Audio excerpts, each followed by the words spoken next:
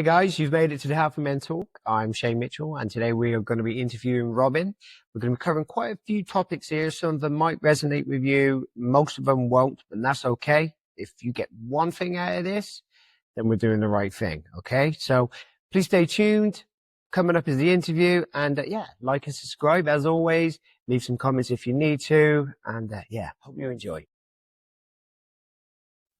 Hi everyone, it's Shane Mitchell, and this is Healthy Men Talk. In the studio today, we have Mr. Robin. How you doing? Not too bad, Shane. Yourself, thanks for having me. That's all right. Really happy that you've come along. Yeah. Take time out of your busy schedule. I know you were very busy man. Busy man. Welcome.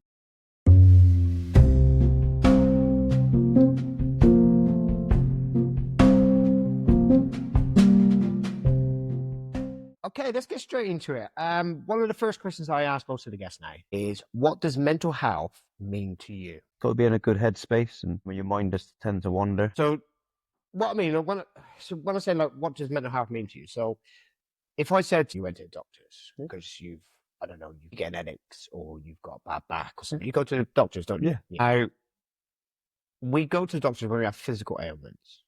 It's very rare we go to a doctor because we're not thinking right. No. Depression, anxiety, all these things. We don't go to doctors because men are terrible at going to doctors the best of times, let alone going for their mental health. But why do we struggle to go to doctors? I think you always put others first and think that there's people out there that are worse than you, and you don't want to waste people's time. You think there's someone that would need more help than you. And I think it's just probably not afraid of help, but you just think as a man, brought up like that old school mentality of like, yeah, just life, you got to get on with it, you got to do it, things come in, you just got to go on with it. But to be fair, I've spoke to doctors and they've been really good. Obviously, you can get groups and stuff and talk about it and stuff like that. It does help a lot to talk about anything that's on your mind as a man. Yeah, I think one of the common things that I've been sort of looking into and reading is that problem shared, problem halved. Yes. Do you know what I mean? I agree with that. And I think it is so important. Like, I think most people know me now. Like, I'm quite an open book with it. Like, I can talk. Yeah. I can admit when I'm down. Oh, yeah. And I'm not feeling it this day, or I'm struggling, lads, or like that. And I know my friends are going to pick up the slack. They're like, oh, mate, God, you don't worry. Oh, yeah. Like, when you're better, you're better. Like, I'm blessed in that way, but I also understand that many men ain't. And they don't have friends, family, or support network to talk about things. So they're lost in many ways. And that's the key. That's the key point. Having that support network. It's easy to think people. Yeah, I think. But like you said yourself, not a lot of people have got that network. Yeah. To talk about things. That's why it's good to talk to anybody, really. Even strangers is probably the better way around. Friends, family, but strangers is probably even better. It's so true. How many times have you been out? Yeah. In a pub, club, whatever. And there's a guy like, he's just been like awesome. You've had a great crack. Yeah. You're like, oh man, I love you. Yeah. Like, you just talk about things. It is. I've noticed a lot more.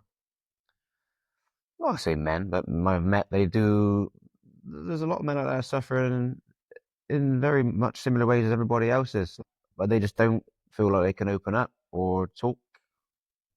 Yeah, about it's a these shame, things. Isn't it? Yeah, it is a shame. It is. I think I would say, I was talking to someone the other day, and was talking about sort of men's mental health, and COVID got brought up. That was you know, a lot of people being stuck in, not being able to get out. I think as a civilization now, 5 years later, I think we're paying for it. I mean, there's a lot of people, not just men, obviously. No. Yeah. We're talking about men for today's purpose, but there's a lot of people who come out of that real bad mental health. Yeah, with the kids. And I think, well, my personal view from going through it, when COVID come along, it was just everything stopped. So whatever any person, man, woman, or whatever had in their minds, that was your thinking time then. Because we all tend to go on holiday. You're going on holiday, it's good, but you're not like the COVID time. Everything was just shut down, and you were just forced to think, and you do like gardening and stuff like that. I mean, you just you would think, and then you would assess. Literally, everybody was evaluating their life, what's going on, and processing what's went on. Because the times we do have to think, normally like bedtime or something like that, or I mean, just when you're resting, and most people haven't got time to talk. Where COVID, you sort of had time to think, and then obviously with the talk and stuff, there's not enough support out there now. There's support out there, but there's not enough. It's just overrun now from that. Like you said, the key element was the COVID. Everyone's was suffering before, Yeah. but it just brought it all to light now. It just brought it all out to light, and everyone you can see, or it's not always, you can't always tell if someone's struggling really, but the talking is the key thing, and we have to talk.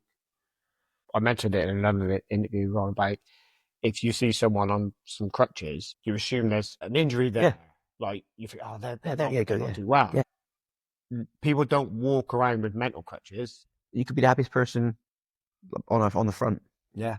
Cracking jokes, doing what you're doing, but no one really, really, truly knows what's going on. And Smile hides 1,000 pains. Yeah.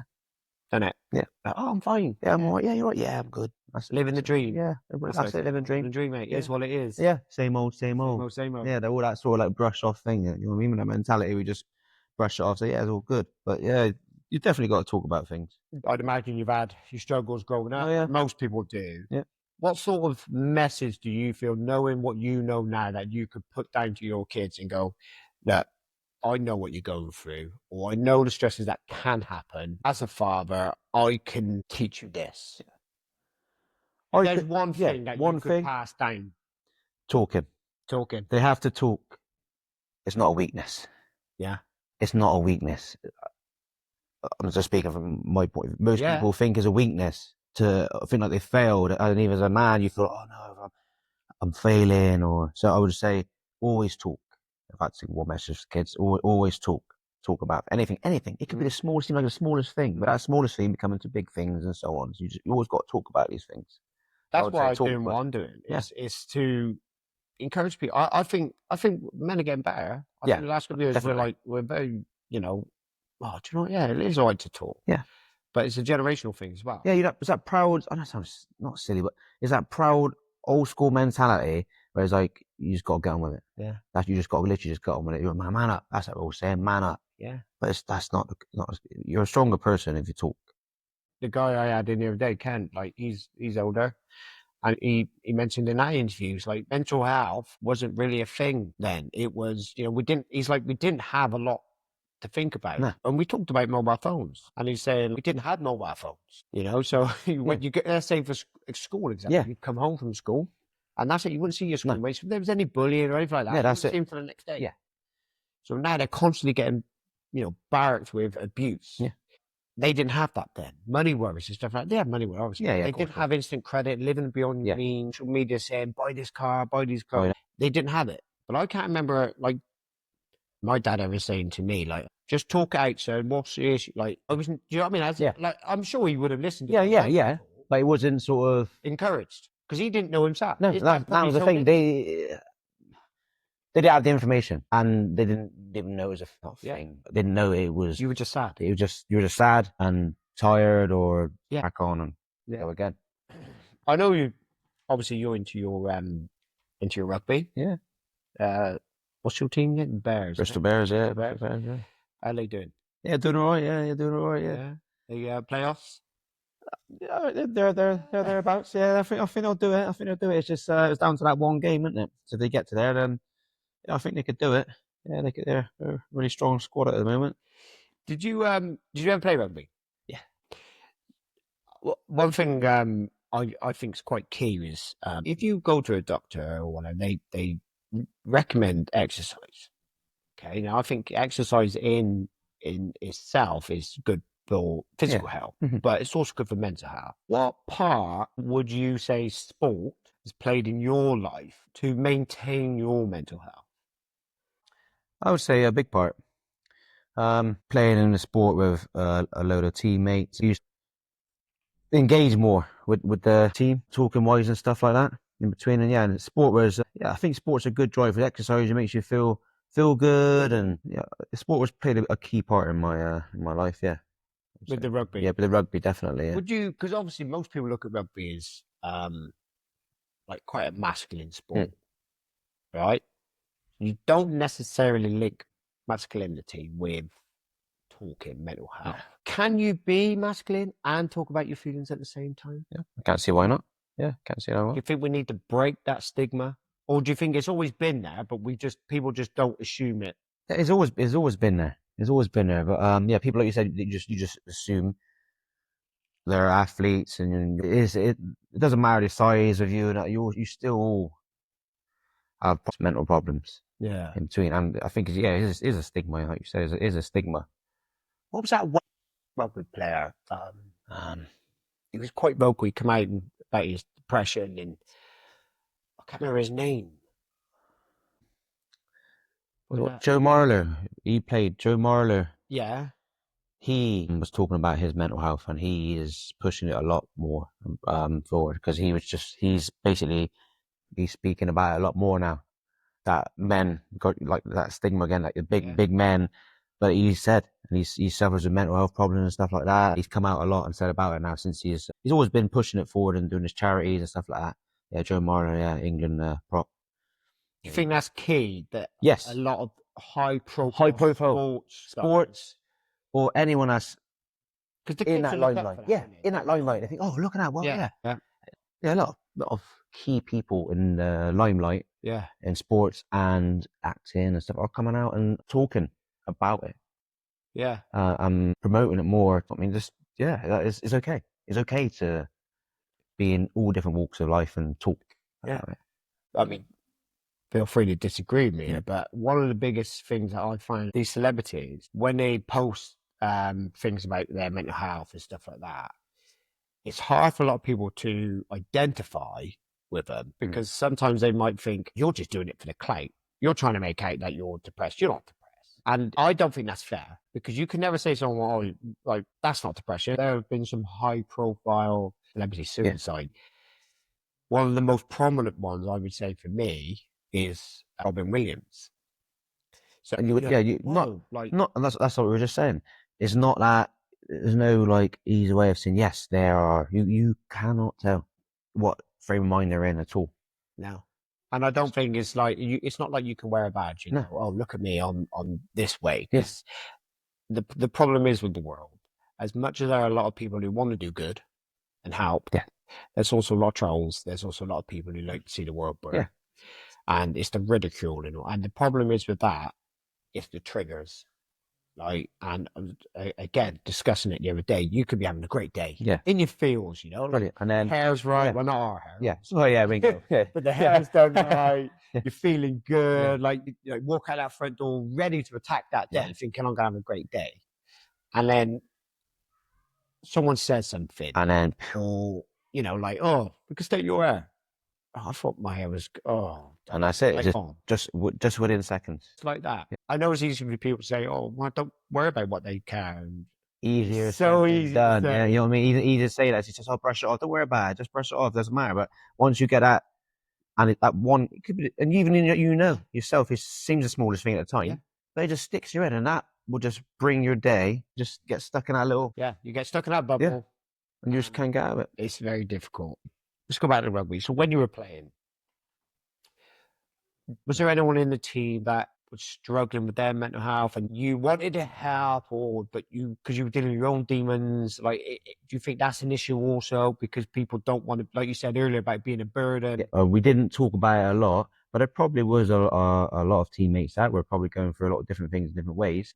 But is that thing of you don't want to put your problems on other people because they got their own problems. What about the drinking culture in rugby? Because obviously, like, there's studies with obviously alcohol is a depressant. Rugby is known for drinking. For drinking, yeah. Do you think there's an issue there?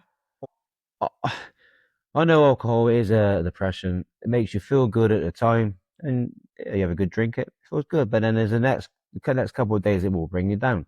But I think it's been in rugby for so long.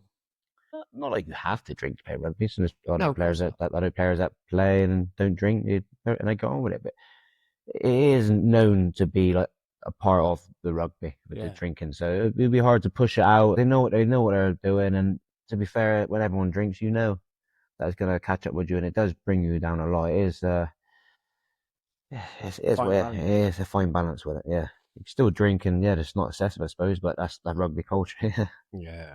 Do you obviously you've grown up in sort of team sports and stuff like that. Do you talk quite openly with your friends? I will open up now, mainly with my teammates now. I'm friends. Um, because I recognise it and know that I have to talk, even if it seems the smallest thing. That's what your friends are there for, and half the time my friends will notice. Yeah. I'm lucky. I've got good friends, family around me, so they'll notice, and I'll ask a question. And if I feel like talking, once you started talking, I'm lucky that group. They know we talk about it. I do feel better for it, talking and getting it off, Yeah. even if it's the smallest things. But I'm lucky, and I got a good group. Not a lot of people got good friends and groups to talk to. And I do feel for people like that. I haven't got that thing, but obviously you have to talk. Talking to people is key. So and to be fair, like I said, strangers, it's good to chat to strangers as well and just talk about things and stuff. I know it seems a bit, it's pretty much a doctor's probably, unless you see a doctor all the time, they're pretty much strangers anyway. I find the peer support groups like Man Up that I fundraise for. Yeah. I find them a lot better. You're not really going to the doctor to tell them your problems. You're going to get the help. So they're like the middleman. You might get medication, or they'll put you in touch with charities, and stuff Support like that. group shit. Now, that's all fine. That's great. And if that works for you, great. But like with Man Up, there's no judgment there. And everyone in that room has an issue. That's why they're there. Yeah. And I find a lot of people feel at ease when they not like know everyone else has got problems. No, but you can relate. But you can relate because you're going through similar things, and Yeah. you can say, "I know how you feel," because you're all in that similar Yeah. note, and And there's plenty of them Yeah. now who will give a bit of advice. So let's just say, for Yeah. example, I'm there and I'm talking, I don't know, my wife's left me, I'm struggling with it. There's plenty of guys there whose wives have left Yeah. them, and they're like, oh, look, I feel you. Yeah. I know what you're going through. This is what I done Yeah. during that period. Yeah, and Like, and it helped. Yeah, I went for little this. snippets. This helped me, and then before you know it, you're piecing stuff together, and you're trying it, and all trying all different methods with each other to work through it. What does it mean to you to be a man? It means the world to me. Yeah, glad to be a man. Yeah, glad to be a man. I proud father. Yeah, raised two good kids, lovely girl. Yeah, I feel proud. I think, and obviously it all boils down from where you're brought up from. I think it's a good question because it throws people off. Yeah, because you're thinking, like, what's that bit? I think It's a very open. yeah, open question. It is open question. What does it mean to you to be a man? Yeah, I feel good, man. I feel like I'm a good man. Yeah, I feel like I'm a good man. Do you think a lot of and I'm talking younger generation now, through the way the world is and how men are, seem to be getting attacked left, right, and centre about being a man, mansplaining, all these words they have for things men do. Like I said, we're older, but it's almost like some people now are almost embarrassed to be a man. Like, oh, I'm sorry, I'm a man, and I'm like, I don't know. I just feel like men, especially now, are getting more and more attacked in the media, everywhere you go, to be like, do you know what I mean? That's how society is, and putting a label on it, people become confused. You become confused, and what can you say? What can you do? Too scared to offend. You couldn't just express your true feeling Yeah. or what you wanted to say because you're always scared to say something just in case it offends somebody. Yeah. In any way, get cancelled. Yeah, and then gets cancelled out because of that. That's not like you don't mean it in different ways, but just you could say that one word and yeah, it can be perceived differently, very differently. Yeah, and that's what I mean about worrying about the younger generation. Like we ain't got to worry about what our friends think of us and social media and having that image, like because we've done that. Yeah, but a lot of the younger generation, they're going through it now. Yeah, and it's that tick box. It's a lot. Can't say that. Can't say that. Can't say that. Can't say that. And before you know it, we could have just a generation of robot because they can't talk, they can't open up. It's going to push them back a bit. Yeah. Yeah, and because social media, you can't really talk on social media with like obviously you can, but I mean, like, not an open form. Not an open form, you can't because there's always someone that'll chuck something in, Yeah, and create there's problems for everyone. That's what I mean. Not good to you. So like certain groups is key, I think. So you're all in the same group, you're talking about it, all discussing similar things, what you're going through. and working out ways to how to live with it and cope with it. Do you feel the older generation, do you feel they have a responsibility to help this younger generation get through what they have to get through now? Yeah. I think we should still guide them, and you have to make sure you're understanding their platforms and what they're going through and what they use and before, and then just help them through that way.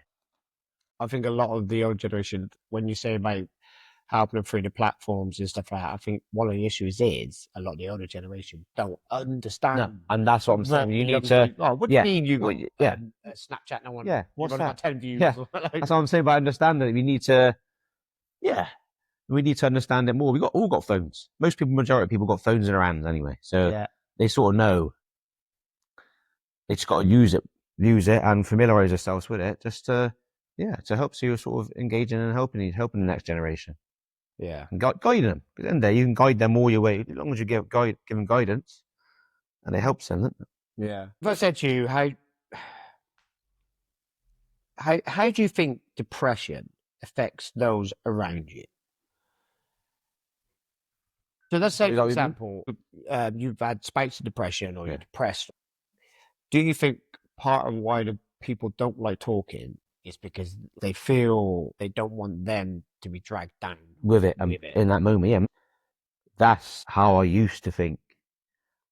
You don't want to put my problems and bring them down and ruin their day. But we've got to get past that and talk to friends and don't think, oh, you better not say that because it'll bring them down. It's always easy to just say, I'll deal with it and I'll process it. Right. I don't think you ever conquer depression. No, you won't. Okay? You just learn to. You have to learn to live with it, and you'll find some methods that will work for now. But then later on, as you go on, you'll notice they don't work. That's a really good point. It's about finding something that works for you now. Don't have a long-term plan for it. Like, in 10 years' time, I'm going to conquer it. Yeah, because it's never going to work, because then you're putting pressure on yourself again, which will add more to it without you doing. You can always make these plans, it's my opinion, plan to do this, plan to do that, but then you just put pressure on yourself.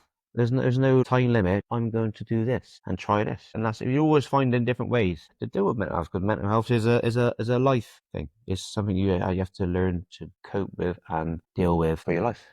One of the things we touched on earlier about triggers, I believe triggers can work both ways. You can have triggers to send you under, but I think they're also triggers to make you happy. So let's just say, for example, you're having a bad day, whatever. You come home, put that song on, favorite song on, brilliant, you know, and it's a trigger to release that endorphin, and you're back for however long, the whole song or for an hour or whatever, right? But it's also recognizing doing the things that you enjoy doing. Yes. Put that old movie on. You know what I mean? Eat that piece of cake. Yeah. Like, do you know what I mean? So triggers down, triggers up. Up, yeah. I think so. Yeah. And I think as a people, we get so consumed with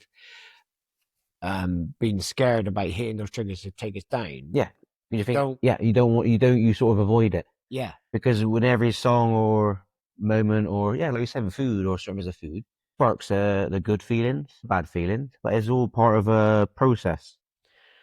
Can you ever remember a moment where you've been at your rock bottom, you've been bad? Can you remember what pulled you out of it? Family? Thinking of my family. I'll be honest with you now, I was close. And in that moment of the impact it would leave on my family. So I was lucky enough to recognize that trigger, the down trigger. That was low. And every time I get low, I point back to that moment. I understand once you get past that point, and then there ain't no thinking about anything. If the world only knew how many men would be here, if it wasn't for the fact they thought of how it would, like you just said then, how it would affect. So like the only reason a lot of men are still here is because they don't want the people left behind to have hurting. That impact but the mind is a dangerous thing, and let's be real. Bring right back to that. You have to talk about everything. Always talk about everything, because the problem with, I say men, but we just build it all up, bury it, build it up. As you get to that point where it just explodes and it all just flows out, everything, and that's the dangerous moment. And there's all flowing, going. and you just carry on. Yeah. You normally just carry on. You think, I feel good now. And then, but you keep forgetting that is just going to put you down in the slumps later on down. As a down. As down. You've got to come down Yeah. at some point. Yeah. And then it seems to be 10 times worse. Like you said earlier about having time to think, like when you're in bed at night. Yeah. And then you're led there. So you've had a few, and you're like, why have I done this? And then the cycle goes round and round and round.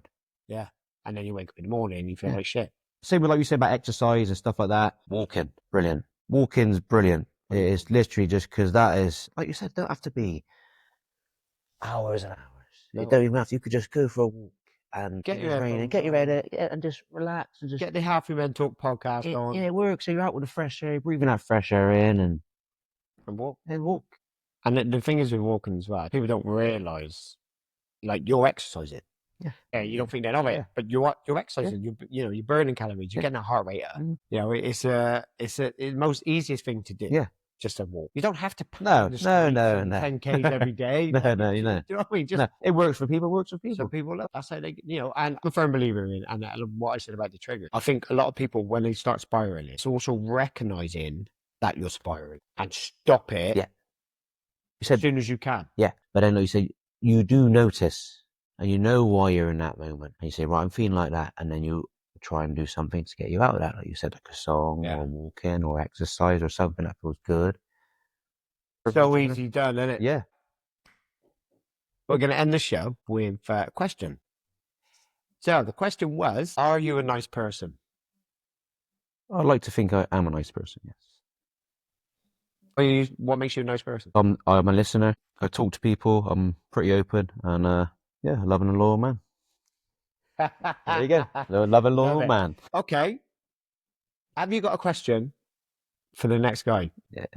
I'll tell you what we've had. We've had, in today's modern age, how do you measure success? And if you had a few sentences or a motto that you lived by day to day that you tell yourself, like, oh, I'm the king of the world. Let's go. Like something like that. Yeah. So I asked Ken, and then his question was, are you a nice person? Which, I thought, I looked at him, I was like, that's a good question. Yeah, it's a good question. So it is, it's been quite sort of a good little mix of questions there, success and are you a good person and stuff like that. So it don't have to be like this is the most elaborate question. Just anything you can think of that you'd want the next guy to talk about, answer in a couple of words or a few sentences or however. All right, then, how far do you think you're going with your mental health? Oh, I see, I was confused myself now. How far will your legs carry your shoulders? So it's a side shoulder to shoulder. Yeah. I think the whole point of the question thing at the end is to get people to engage, just to talk about mental health, and is try and sort of lean towards that sort of way of thinking. Okay. What I'm going to do, because I think a lot of people struggle with it, when I get someone come in, I'm going to send them a note beforehand saying, look, when you come at the end, have a question ready, to ask. I'll have to let you know, mate. So we'll leave it there. My name is Shane Mitchell, and this is Healthy Men Talk. And again, we've had Robin in the studio. Thank you very much for coming, Robin. Right, thank you for inviting me. Yeah. Hopefully you've enjoyed it. I've enjoyed it. It's been a really good interview. It's really good for me. Can't wait to get out. Thank you very much. Thank you.